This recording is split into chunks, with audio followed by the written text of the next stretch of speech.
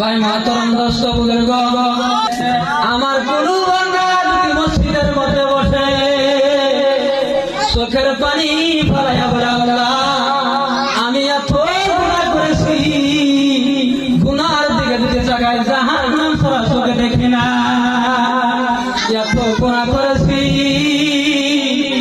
গুনাহ করতে করতে জীবন যাত্রা মাথা বানায় হেলাইছি, আল্লাহ গো এত গুনাহ করেছি, পৃথিবীর কেউ দেখে নাই। আল্লাহ এই গুনার সম্পর্কে আল্লাহ তুমি জানার সত্ত্বে খানা বন্ধ করো নাই, চলাফেরা বন্ধ করো নাই, বাজারে যাওয়া বন্ধ করো নাই। আমি এত দুঃখিত আল্লাহ,